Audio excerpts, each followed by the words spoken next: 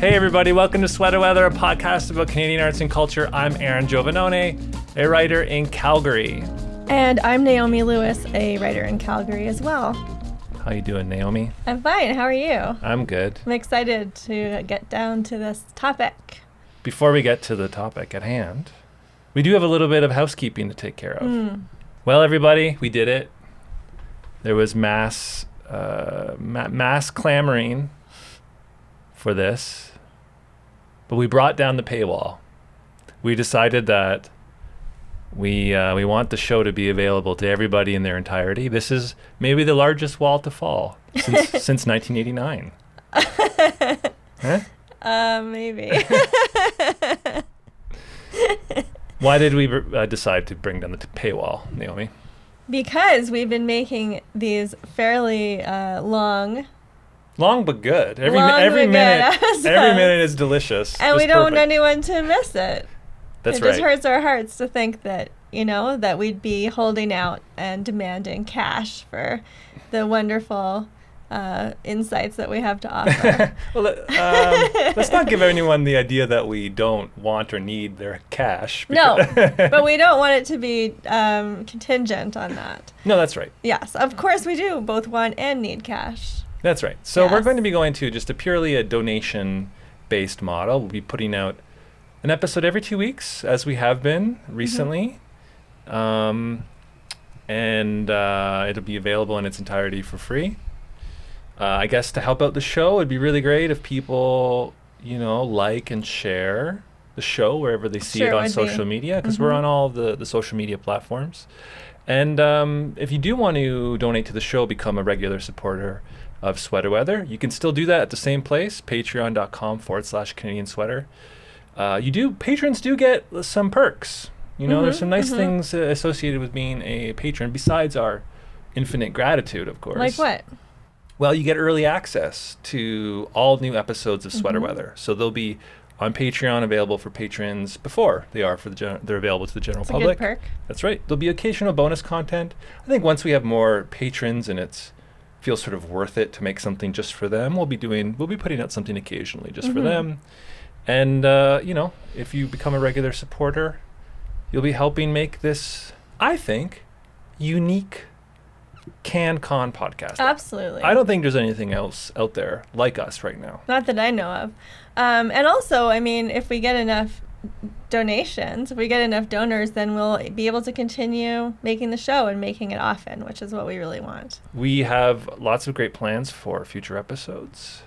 I think we're sticking to kind of nostalgic 80s, 90s for now. CanCon for the moment, just to build a base, I think, to situate ourselves historically. And it makes sense for us to start there just because that's where our experience of Canadian culture begins. That's right. And nobody, and again, I don't think anyone else is really doing that, at least not regularly or systematically like we are. So we have upcoming episodes. What might they be? I know we're going to talk about the kind of teen show, young adult show, Are You Afraid of the Dark, in an upcoming episode. And we're going to have a special guest on to talk with us, right?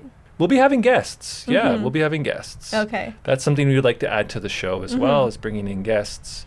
Other topics? I think we've discussed the Tragically Hip as a potential topic. Maybe Tom Green, the Canadian comedian, I suppose is what he is. Tom Green's back in Ottawa, his hometown town of Ottawa. Or nearby, I hear. But from Ottawa, like today's topic, Alanis Morissette. And we have many, many others. I think last week... The Handmaid's Tale, we'd like to talk about the original Margaret Atwood book. Yeah. And how it became a TV show, perhaps. Yeah. That Google Doc of 80-something topics is now like 100-something topics, so it keeps growing. And if you have suggestions... or you have any other comments about the show, send us a message, sweaterweatherpod@gmail.com. Yeah, and at this point, Aaron's not talking to me, he's talking to you. It's okay. I think I'm going to experiment with never looking at the camera. Okay. Because I hate the way I look when I'm looking at the camera. Yeah, I don't like the way I look either. I prefer the profile. Yeah. And I think you have a great front face as well. Well, I enjoy your front face as well. Thank you. But it's maybe it's more natural. It feels more natural to talk this way. To a person rather than a camera. That's right. Yeah. That's right. So. Yeah. Fair. Right. All right, on with the show. Let me share my first thoughts on Alanis Morissette, my earliest memories of her. So I remember I was a skateboarder in the 1990s in high school. You were. For much of high school. Mm-hmm. And I remember, being outside in a parking lot in St. Catharines, Ontario, skateboarding, And we'd skateboard to music, probably annoying everybody nearby. It would be Beastie Boys, it would be Rage Against the Machine. And I think maybe we even had the radio on. Mm-hmm. And so an Alanis Morissette song came on.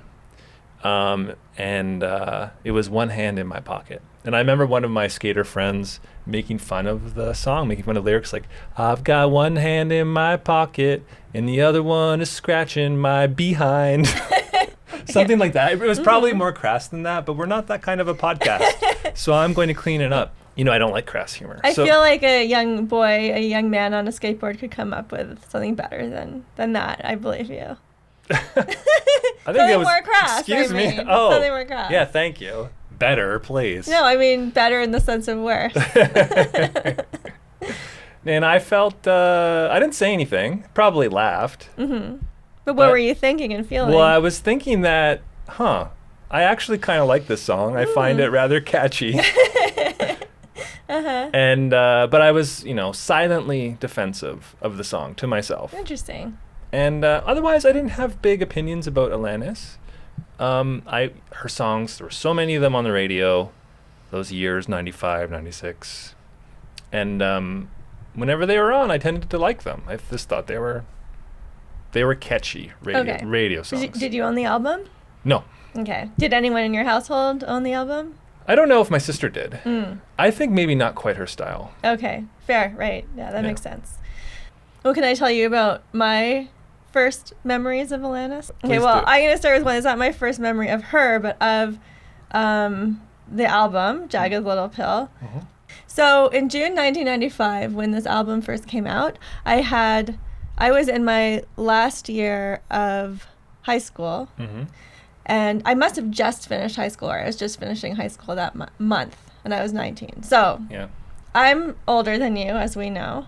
And so 3 years older than you. So when I was 19, you were 16. So I think that partly explains the difference in our experiences at this point. So anyway, I was 19. I was finishing high school, and I was visiting my friend at work who worked in a thrift store in downtown Ottawa. Mm-hmm. And the song came on the radio, and I said to my friend, my friend was very knowledgeable about music, especially kind of indie punk music. And I was like, what is this? This song just kind of rattled me. And I was like, what? I don't know how, my brain just can't process the song. It's so catchy, but somehow overproduced, and it sounds kind of like Pearl Jam, but it's a girl, and it's what the heck is this? And she was like, it's Alanis Morissette. And I was like, what? and then she was like, at first I thought it was Annie DeFranco gone mainstream. But then I realized it's actually Alanis Morissette. And of course the song was You Oughta Know. And so why I said, what? And my brain completely exploded. I couldn't think about anything else for the rest of the day is because I grew up in Ottawa. I went to not the same high school as Alanis Morissette, but the other high school that was kind of its competitor down the street. You were in the neighborhood, you lived in the neighborhood that Alanis was from and went to high school. Right. Yeah. And my sister went to that high school, and a lot of my friends went to that high school. Glebe Collegiate Institute. Glebe, right. So I actually, from where I lived, was supposed to go to Glebe, but I switched high schools.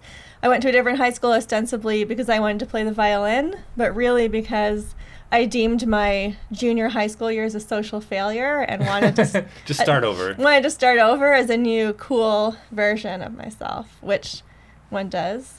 So anyway, I did not go to the same high school as Atlantis, but a lot of my friends did. She was 2 years older than us, which is a major social divide at that age. But she was kind of the talk of the town. She had an album out that was quite a sensation, at least. We'll get into it, all the details. Okay. Yeah. And so she was famous for that, but kind of infamous for that, because the album was not what you would call cool in the 90s. It had more of a late 80s, early 90s vibe to it. It was very poppy. You'll explain that. But long story short, I think she was kind of mocked a lot and bullied a lot, and like I kind of knew her as the butt of a joke, unfortunately. Teenagers are not very nice, and in the 90s especially, we were not very nice, especially about kind of naked ambition and earnestness, both of which Alanis Morissette, or Alanis as she was then called, seemed to embody. Right. So, but I do remember one of my friends excitedly telling me, my friend who went to Glebe, that she had peed that day in the stall next to Alanis, who was also peeing. So she did have a certain local celebrity, and my friend said it like kind of as a joke, but kind of not. Like she was kind of genuinely excited. So she had that level of... At that, this is 90, so we're talking 93. Early 90s. Atlantis graduated high school in 1993. Yeah, so we were in grade 9 or something. Right. She was a decently known Canadian pop star. So I can imagine that high school kids would at once admire her and also loathe her. Yeah. Find lots to criticize, I'm sure. Oh, sure. And I mean, also, she sang the national anthem on the announcements at that high school. Which people... Oh, that's interesting. She would do that at like every day? No, I think it was a recording, if I understand correctly.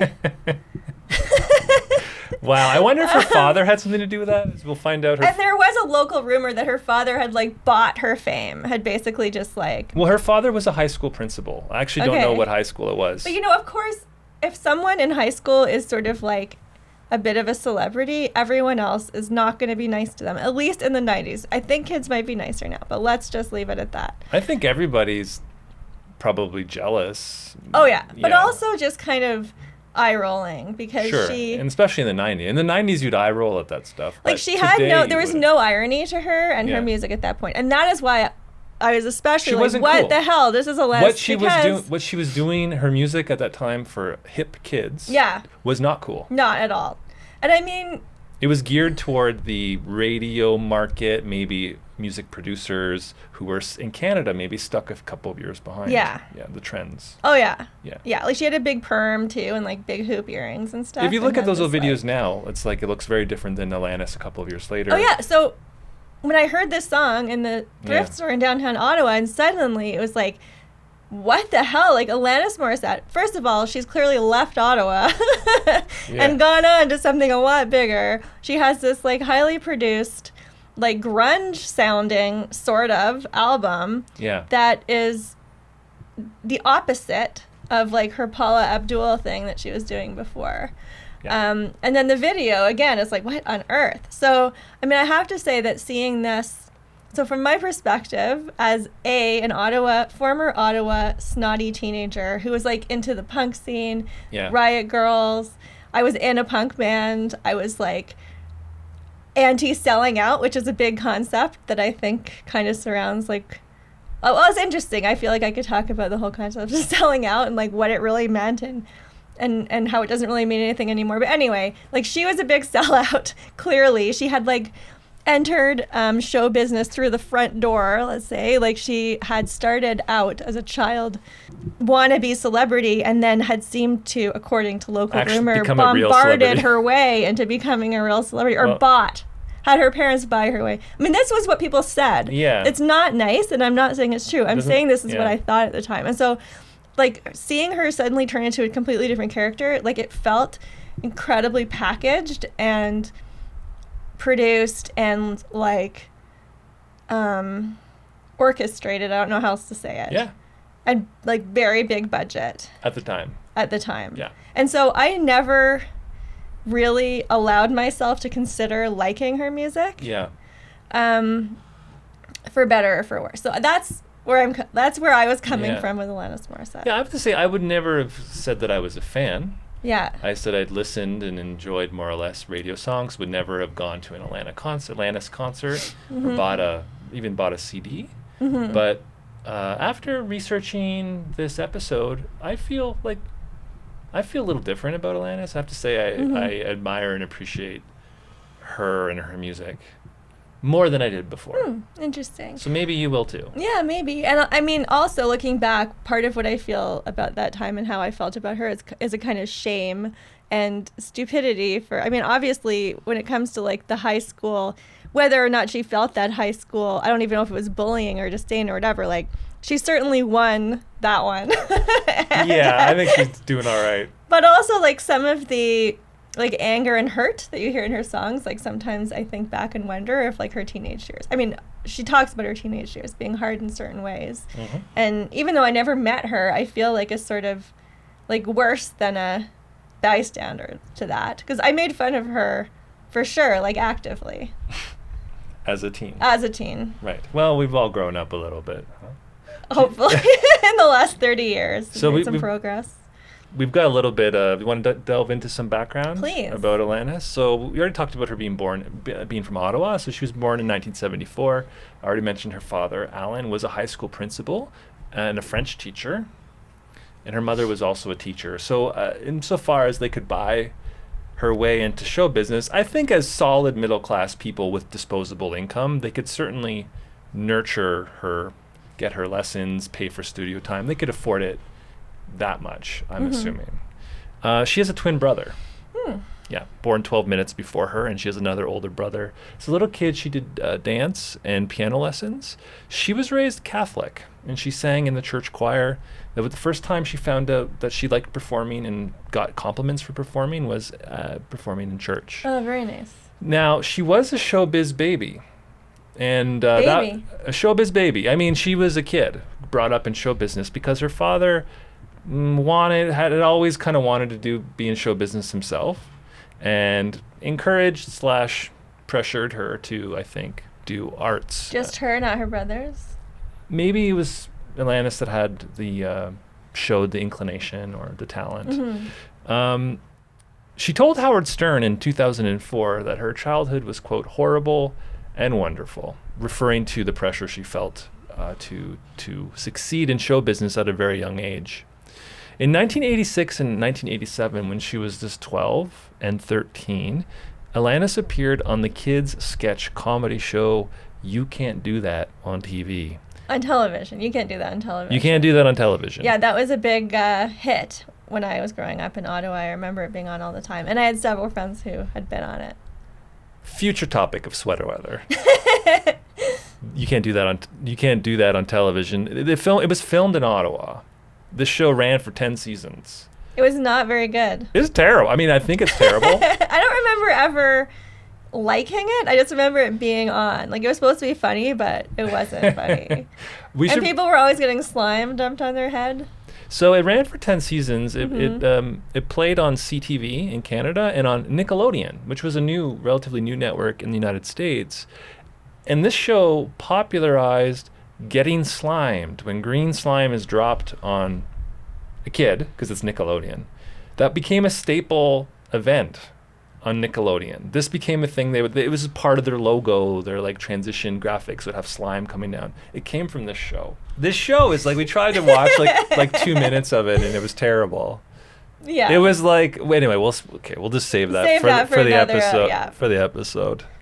Try not to get distracted by the slime. We already talked about Atlantis going to the Glebe Collegiate Institute. Now, when she was 13, she recorded an album demo at a Toronto studio, and this was released nationwide. And there are like radio interviews of a 13-year-old Atlantis promoting this album. She appeared on television and other public events regularly, singing the national anthem at her high school, which would make you maybe loathed by others, by many others in your high school.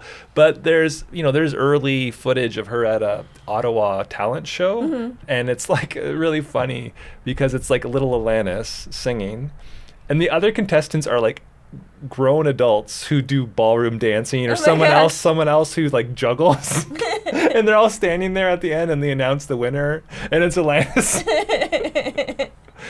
It's really funny. Yeah, she's a star. She's a star from early on. So in 91, when she was 16, 17, she released the dance pop album, Alanis. That's the one I remember. With MCA Canada. So this was a big record label in Canada. Yeah. It went platinum in Canada.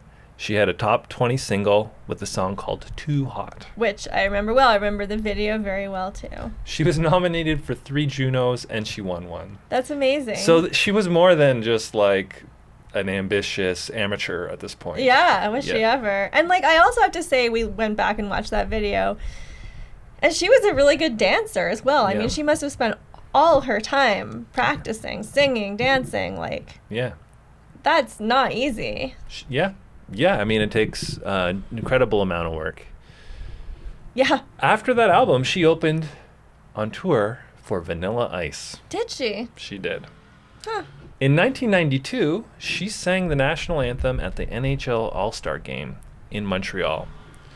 And she also sang the national anthem that year at the first ever game of the Ottawa Senators. So the Ottawa hockey team was opening the franchise that year. At the All-Star Game in Montreal is where she met comedian and Full House actor Dave Coulier. Okay. And how old was she? She was 18. Mm-hmm. Is that right? Yeah. He was 34. And Dave Coulier will enter as kind of Alanis lore.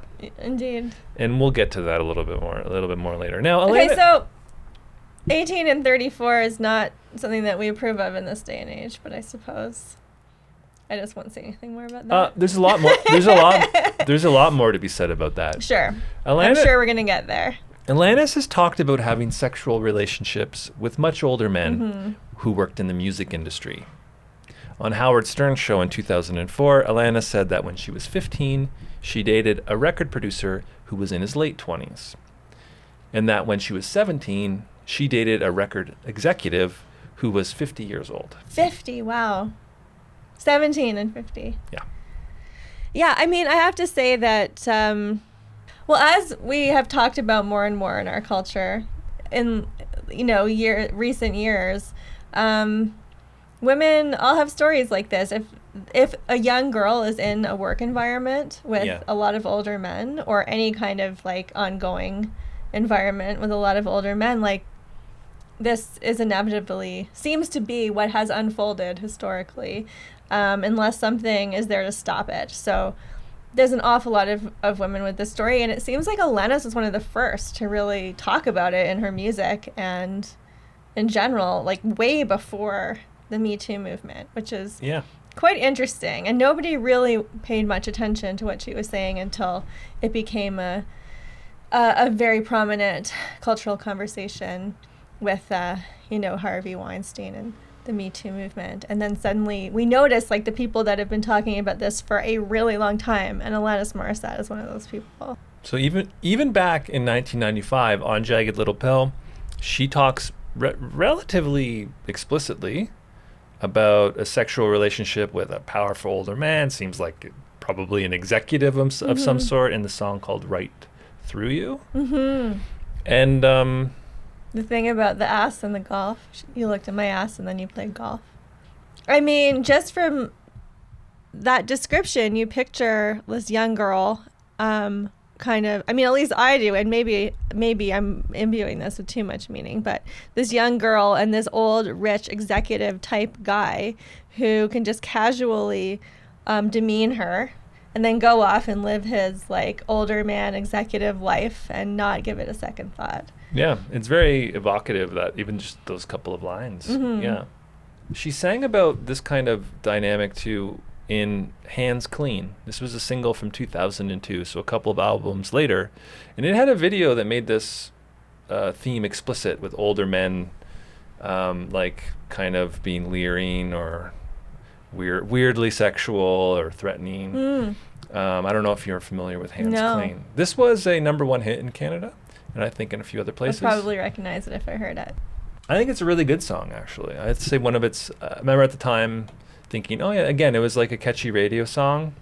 How does it go? Oh yeah, the song goes like, we'll fast forward to a few years later. Oh yeah. And no one knows except the both of us. Yeah. And it's like about basically an illegal /immoral relationship. Right, and he's washed his hands clean of it, and it's he's forgotten or pretends to have never. He's playing some golf.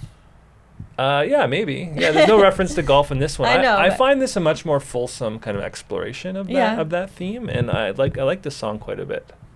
Yeah, but I didn't know it was about that. I never thought of that. And I don't even know how much that was even in the press or talk about the song at the time, 20 years ago. You know, I feel like these kinds of stories, like when I say that people didn't notice or didn't care, it's not exactly that, because certainly women both noticed and cared. Yeah. And there's always, there's been stories written about this, and novels and short stories and songs, and it's not that women, like, let me just say women, I'm sure that this is true of some men too, but like women recognize the story as true. Yeah. And I think before Me Too, it was a kind of recognition that was just like, yeah, that's the way it is and it sucks, rather than the like righteous anger that has replaced that.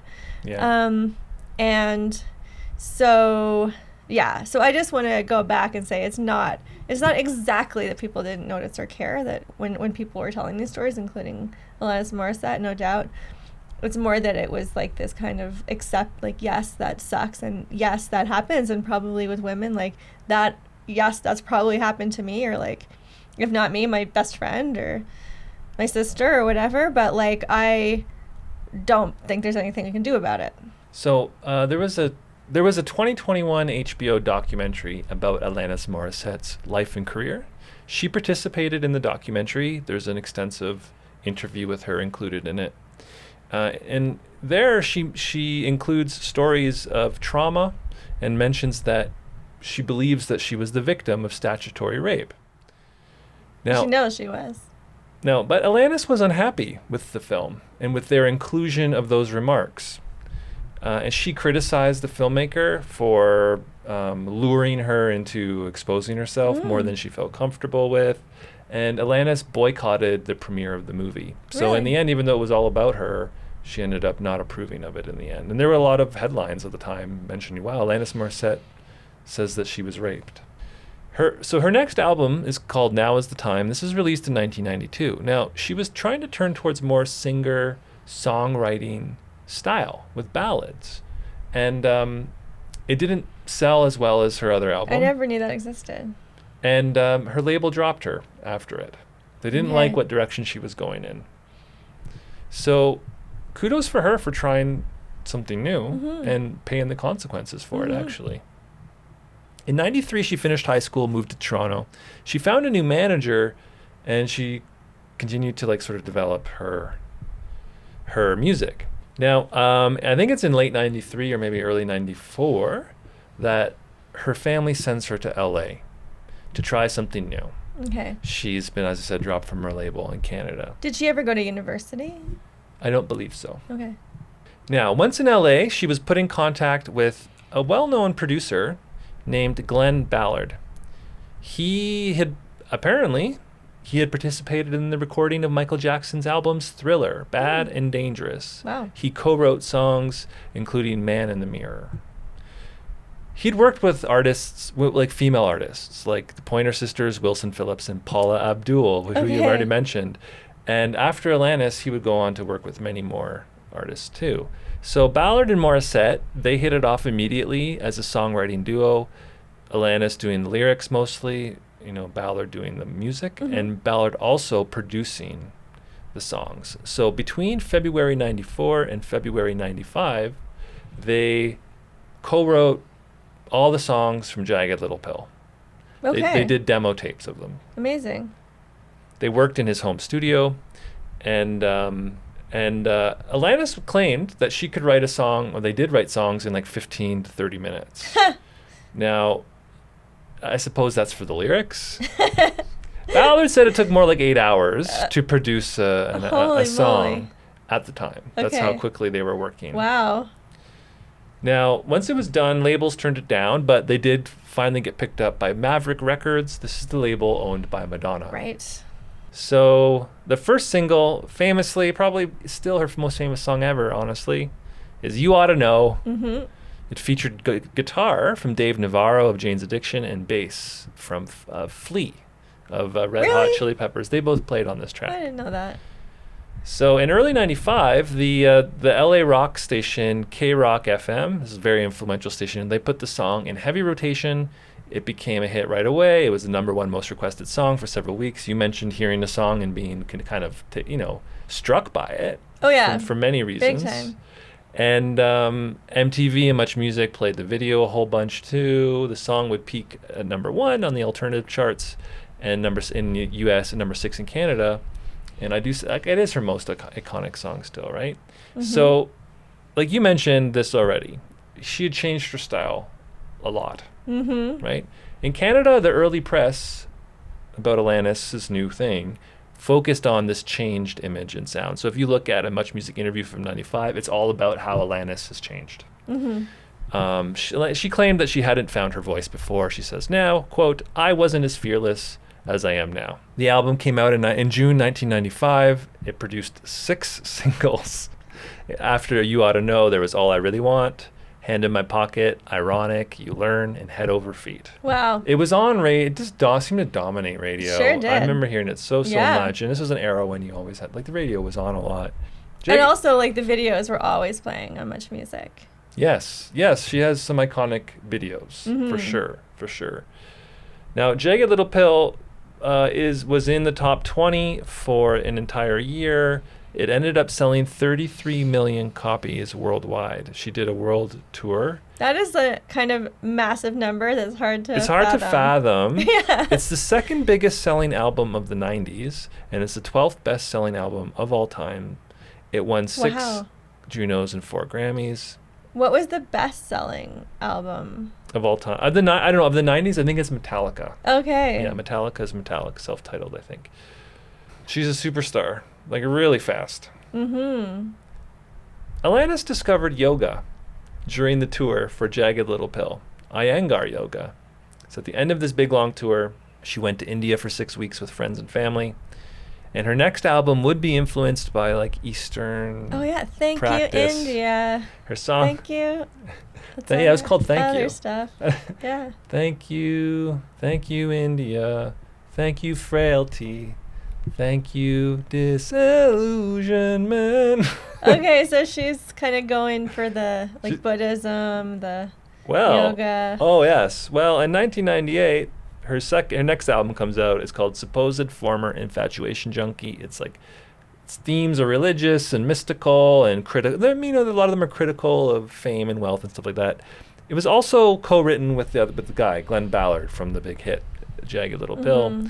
So it has that rock grunge sound, but the lyrics are kind of going in another direction a little bit, a little bit more mystical, I would say. The album cover has phrases from the 5 precepts of Buddhism. Oh, really? So she's really into it. Okay. She's really into it. Now, can I just add something here? I read an article that was about her, an interview with her when her spoiler alert, musical of Jagged Little Pill came out a few years ago. And it was kind of discussing her whole career and how she was compared sometimes unfavorably to Hole and Babes in Toyland and those Riot Girl bands, and wanted to befriend people like that and was rejected by them. Because she was too mainstream. Yeah. But what the author said that I really liked was that, it's not really fair to compare her to those people and those artists because it's the difference between protest and therapy. Okay. And I really, really like that distinction because I think that if you're thinking, because Alanis was often touted as an angry woman, angry white female was what it said on the cover of Rolling Stone when her photo was first on Rolling Stone. And so one could easily think that what she was trying to do was a kind of protest music. And You Oughta Know had this super angry vibe to it. Oh, right? yeah, absolutely. But at the same time, her music was always I'm mad, but it's okay. The lyric, everything's going to be fine. From that kind of sums up her, I'm really mad, but I'm going to be okay. Everything's actually okay, and it's all good. And, I think that author, that writer, I think her name is Rachel Symes, who wrote the article that I read. I think that's such a great distinction that she makes. This isn't protest, it's therapy. Right. And it's really not fair to judge it as protest music. Right, comparing it to more avant-garde. Or more just pure anger, purely fuck this, that, the kind of, those kind of Riot Girl bands were doing more, where like there is no like everything's going to be fine in there. There is no like, I suggest getting naked in your living room or whatever. Just like live it up, everyone. And but it's not just live it up. It's also, it's this wisdom. It's this kind of like yoga-y, Buddhist-y wisdom vibe of wisdom that Alanis is going for, where like you often see her in her videos with this kind of beatific, serene look on her face, and she says things like you live, you learn, you love, you learn. Like it's always this kind of like, or thank you India, thank you frailty, like it's this kind of, and I mean, to be fair, this is written by a very young woman who was trying to get past like some trauma and find like a more positive way of looking at things, right? Like that's not what everyone wants. Not everyone's looking for a positive way of looking at things. Some people just want to protest and change things. She wants to be at one with the universe, right? Like that's a really different vibe. It is. Well, this album had a different vibe. It was like a number one. It debuted number one. It had that one major hit, Thank You, but only one, like, compared to the other one had 6. So people saw it. It was sold 8 million copies. I mean, this is still a huge album, but like people considered it kind of a sophomore jinx. But it actually was showing like Alanis is like changing and developing her style. So critics didn't really like the album, but critics often didn't like her music. But anyway, this is one guy, David Brown of Entertainment Weekly. He wrote in 2000 that supposed, what is it called again? It's so hard. Supposed former infatuation junkie, that this album was, quote, the biggest clunker of the decade, and, quote, was corporate grunge and victim culture whining incarnate. So he hated the victim culture. Right. So I have to say that, like, just on your, like, preparing for this, I watched interviews with Alanis from all throughout the decades. And I have to say, this is, like, it's hard listening to an interview with her in this era. Okay. Just like in all, just like I'm trying to be as generous as possible here, because this is someone who's like in her mid-20s. Yeah, the extremely famous, has had immense like success. Everyone's always telling her she's amazing. Yeah, and with all the other trials and tribulations of being, working hard and being abused, having been a child star, all these things. So I'm just but like she is so smug in interviews of this era. It is so hard to take. So in a 1990 interview with Charlie Rose, she talks about going on what she calls a goddess trip to India. Okay. She says things like this, quote, "I can't believe the sounds coming out of my own mouth because they are so amazing." Like her songs? Yes.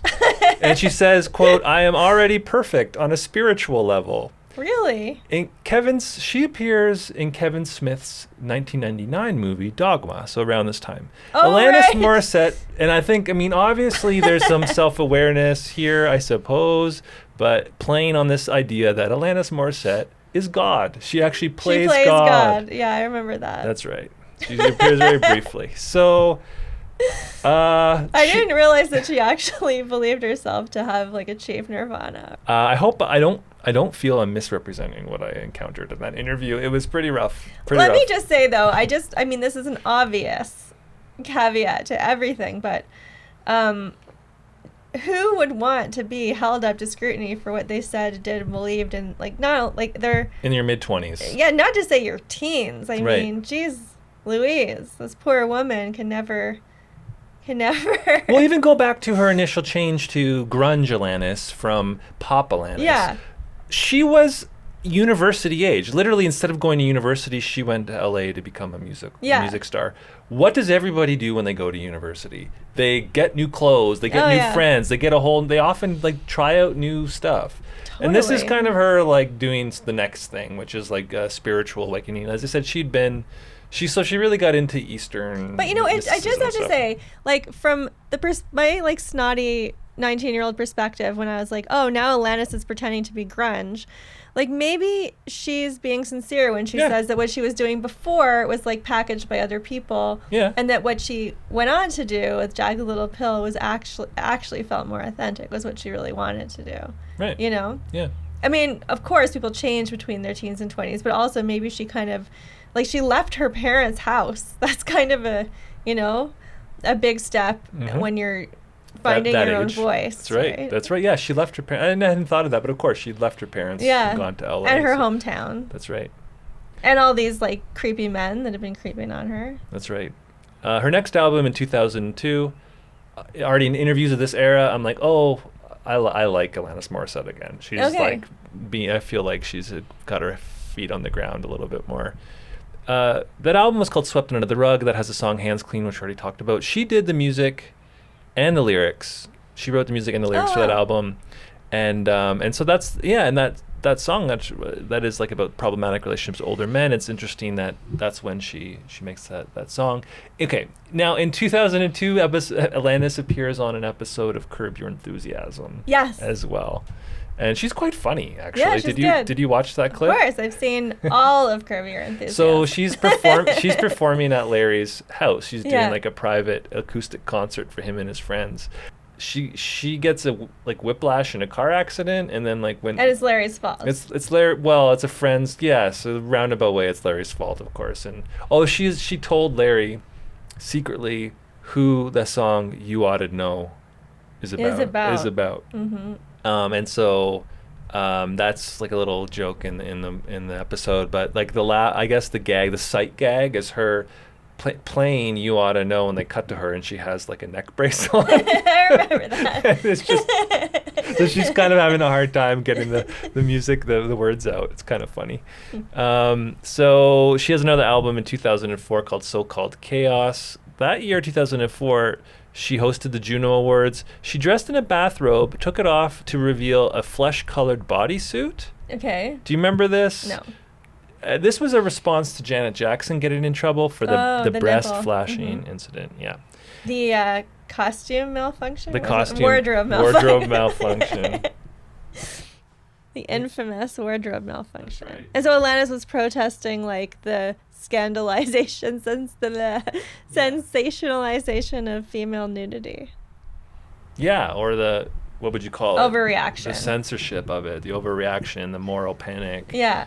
Moral panic's a good term for it, for sure. In 2005, she released an acoustic version of Jagged Little Pill, sold exclusively at Starbucks. Really? Yeah. Hey, yikes. This you can see her.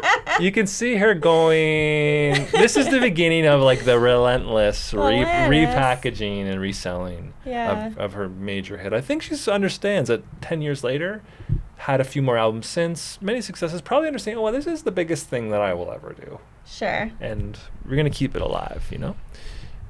In 2007, Alanis released a cover of the Black Eyed Peas song "My Humps." I remember that. That's really funny. It's mournful and it's accompanied by piano. It's like in black and white, the video. It's hilarious. You remember that? It's supposed to be funny, I assume. Yeah, it is supposed to be funny. I mean, it's like satire. It's satire. Yeah, it's good. So in 2008, she released her final album for Maverick Records called Flavors of Entanglement. This was created, she said, out of her grief after the breakup with Ryan Reynolds, who she was dating for a time there. For several years, I think. They lived together, too. In 2010, she married hip-hop artist Soul Eye, with whom she has 3 children. In interviews, Alanis has admitted to being an alpha female. What does that mean? I think that means that she's in charge. Oh, I see. In 2012, she released an album called Havoc and Bright Lights. In 2015, a collector's edition of Jagged Little Pill was released. Okay, what's different about it from the non-collector's edition? There's extra stuff, remastered. I think it's remastered. In 2015, a jukebox musical based on the songs from Jagged Little Pill. Hey, wait a minute, because she says in interviews it's not a jukebox musical, and I don't know what jukebox musical means. It just means you're finding a way to throw the songs in. Oh. Like where the songs are already popular and then they are put into a musical. Okay. Yeah. Just didn't want it to be a typical jukebox musical. I feel like it probably is. I mean, I just seen little clips of it. Well, the distinction that she makes is that it's not about her life. It's a made-up story. That's right. What's it called? The ABBA... Mamma Mia. Mamma Mia is not about ABBA. No, it's another isn't. Story, and they just work them... It's random story that they Isn't there like a musical of like Pink Floyd's music or like The Who or... Yeah, there's musicals of basically all these things. And are they about the musicians or are they... Sometimes, I think sometimes they are. Okay. Sometimes they may be. But anyway, the book was written by Cody Diablo. Oh yeah, she wrote the movie Juno. Oh, right. Okay. It was and other films. It was nominated for 15 Tony Awards. I mean, I think it's about a family, but it's about a group of people who have kind of like every problem in the contemporary conversation that you could... It's an issues-based musical. Mm-hmm. And like one thing that I liked about the description of it is that the song Ironic is actually sang ironically in it. So it's like in a scene of a writing workshop where the kids are learning, like where someone says, rain on your wedding day is ironic, and then everyone makes fun of her because she doesn't know what ironic means.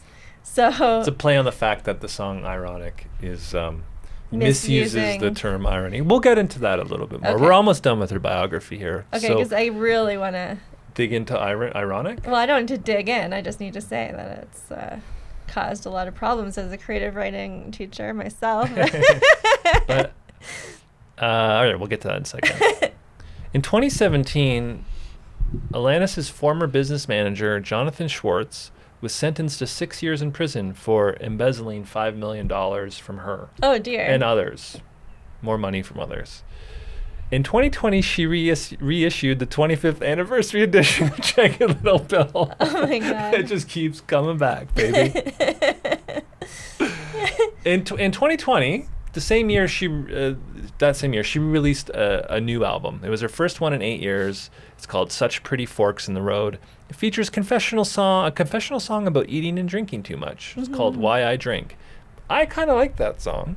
And another that is about loving her children called Ablaze. She performed Ablaze on Jimmy Fallon's show, holding one of her kids. I did watch the video for Ablaze, in which it's almost like an Instagram family post made into a video. Like very much Instagram mom vibe. Yeah. Where you're showing off your kids and stuff. Totally. Yeah. And like the kids on the trampoline and them all dressed up as, I think they're supposed to be dressed up as cells. Like it's about like DNA and like... Maybe it's about the pandemic? Because it was filmed at home during the pandemic. Oh, I thought it was supposed to be more about heredity and stuff like that. Oh, maybe. But anyway, so they are playing together, and she's like looking very happy in that beatific smile of hers. Oh yeah. And her husband and kids are in the video, and there's a line in the song that I thought, or a couplet, let's say a couple. It's not really a couplet. A couple of lines, where she says, you might notice that everything is temporary. And then the next line is, and you'll notice that you'll always have a family. So there's this like contradiction with like everything is temporary and you'll always have a family. In other words, that's not temporary. She is saying like everything is temporary, but you'll always have a family. And I feel like that kind of encompasses that, or it's an example of that thing I was saying before, where it's like everything is, well, she talks in these kind of Buddhist type terms about like how, everything is temporary and desire is suffering, and, the world of the material world is misery and whatnot. But then she goes on to say, but at the same time, like you'll always have love and you'll always have family and you can depend on me and everything's going to be fine. So it's like this, like it's a little bit of a Instagram yoga vibe there. It's new age spirituality. It's new age spirituality, and she definitely came to it before its time. She was an early adopter of that. I suppose in the 90s. I mean, it was I remember...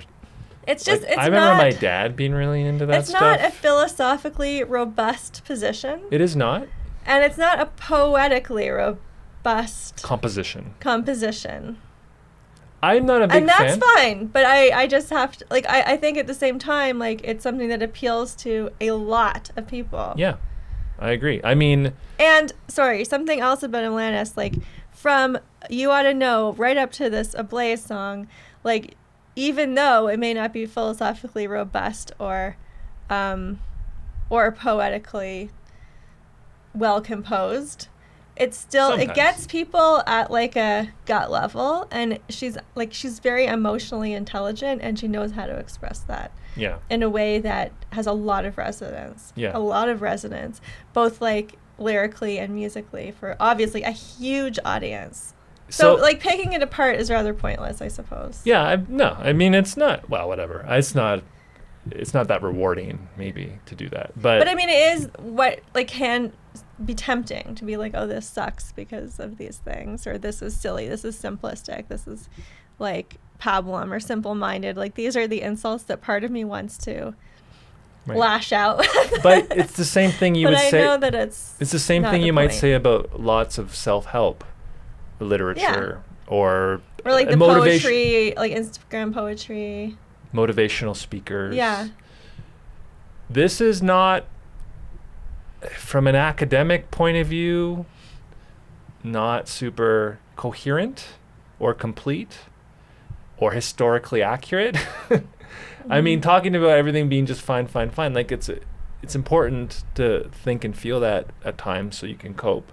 Mm-hmm. But that's actually the opposite of the truth. The truth is that the truth is we're all going to die. Yeah, but and that's what art, I mean, this is one of the things that art does tell us in various ways. It makes it okay for us to confront that fact. And sure. That the people that like grief and loss and death are things that, elements of the real world. Yeah, but from a Buddhist perspective, or like a pseudo-Buddhist perspective, even like a New Agey perspective, everything is fine, even though death is inevitable. So in a recent interview, this was from 2020 as well, it was for Q. So Tom Power interviews her. Again, she's at home zooming in. And the most recent Atlantis doesn't talk as much about spirituality as, say, the late 90s one did.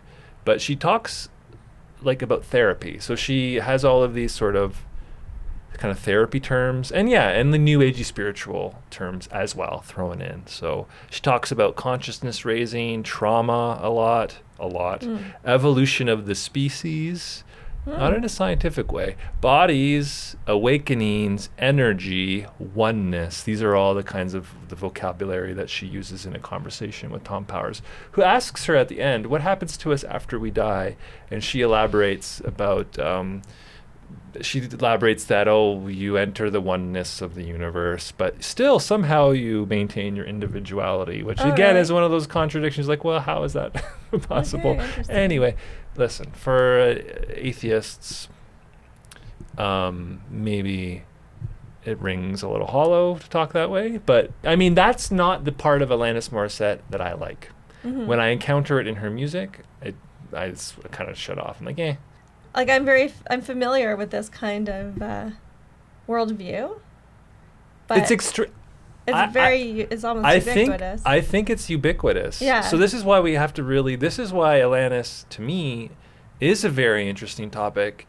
Whatever you think even about her artistic value, the fact that she's so popular, enduring, with a certain kind of probably middle class person, and who has kind of grown up along with Atlantis and sees their life or their philosophy or their fears and hopes reflected in what she's doing, that to me is very significant. So all this stuff, I mean, I encounter it all the time. The emphasis on therapy culture, talking a lot about in therapeutic ways and terms, and also combined with a kind of vague spirituality that you can only really describe it as new age, certainly nothing institutional, like Atlantis is not a Catholic anymore, you know what I mean? Sure. That is extremely common, and sometimes I don't know how to respond to it, to something that I generally don't share. Right. But I mean, you don't have to share it to respect it the way that we respect other people's belief systems. I guess this is the place to talk about, maybe, if we are talking about art, what the difference is between art and confession, or I should say art and therapy. Because Alanis will talk about her songwriting as therapeutic and mention that she knows her audience finds it therapeutic to listen to it and to identify with it in different ways. Now, I wouldn't deny that art can have a therapeutic function, but I wouldn't reduce it to that. What are your thoughts about the relationship between therapy and art? Well, oh my gosh, it's such a complicated question. I think this is the heart of Alanis in many ways, is art and therapy. What's its relationship? If you don't like Alanis for certain reasons, it might have to do with a difference in opinion about what you think art is and its relationship to therapy, right? That's true. I mean, I was talking earlier about the distinction made by the journalist that I read between therapy and protest in music, right? Yeah. And then I guess art is then yet another third category, and maybe this is a case where this is like a protest music and therapeutic music both fitting into the category of art or something like that. Like, I wouldn't want to say that what Alanis does isn't art because it's therapy.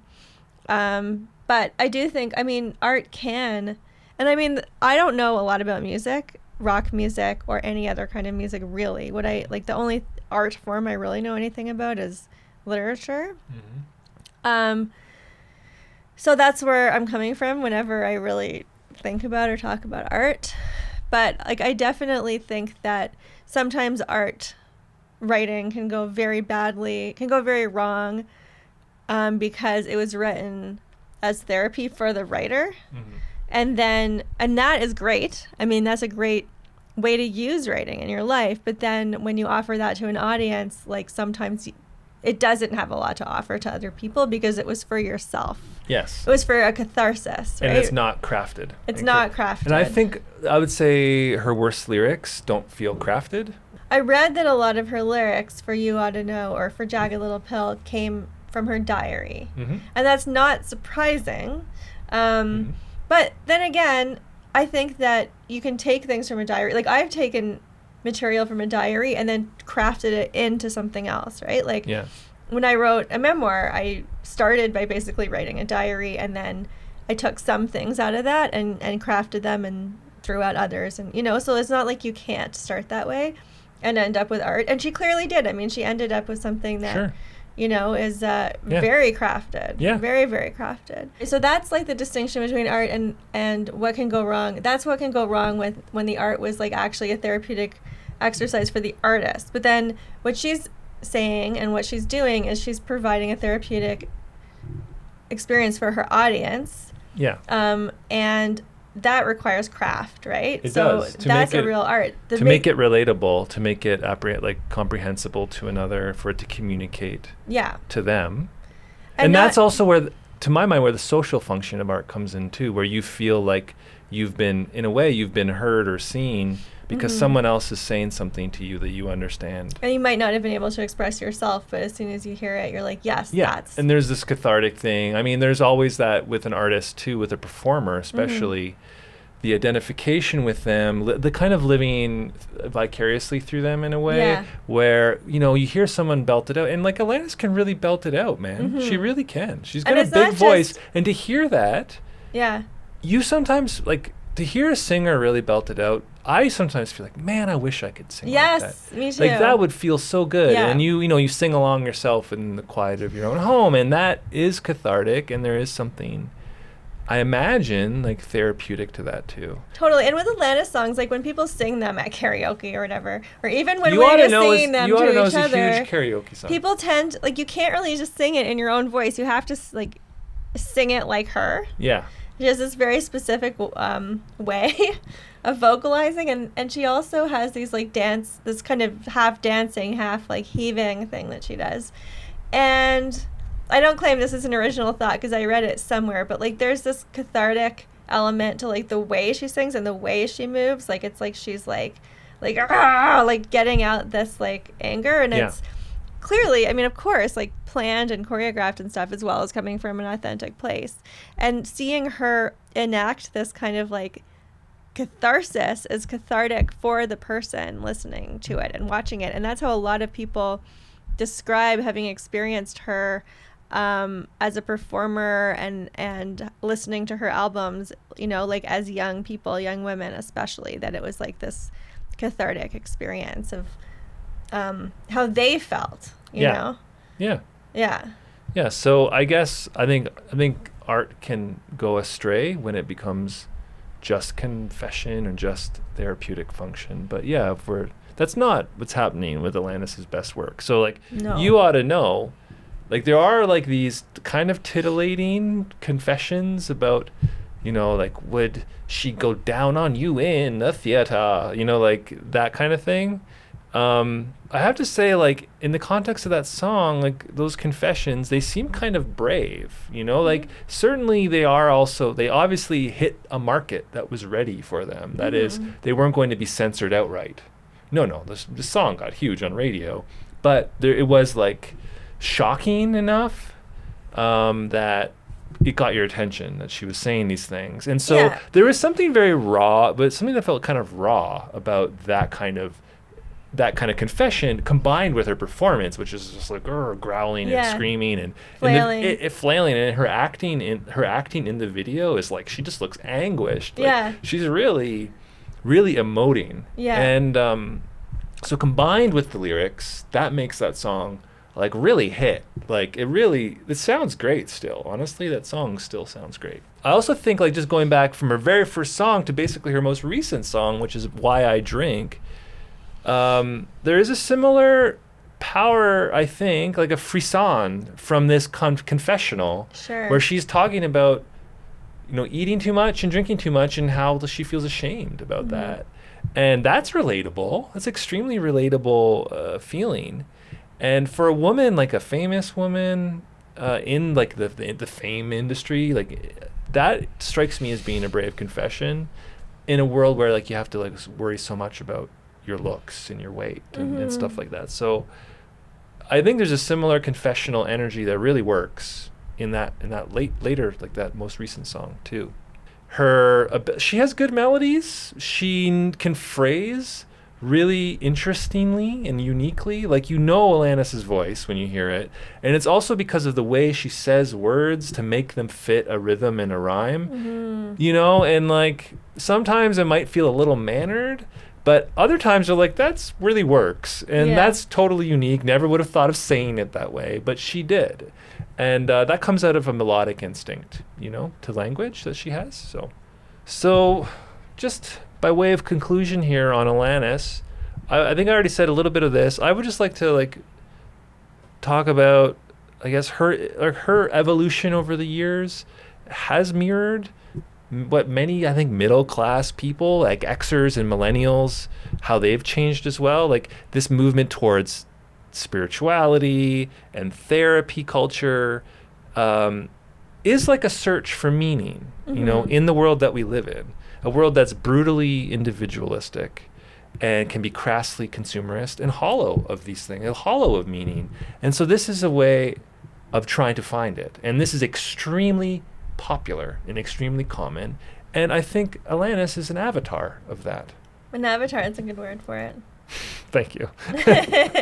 Yeah, I agree. That's everything you just said is definitely true. And I think she was not just an avatar of it, but a precursor or even a precedent for it, maybe.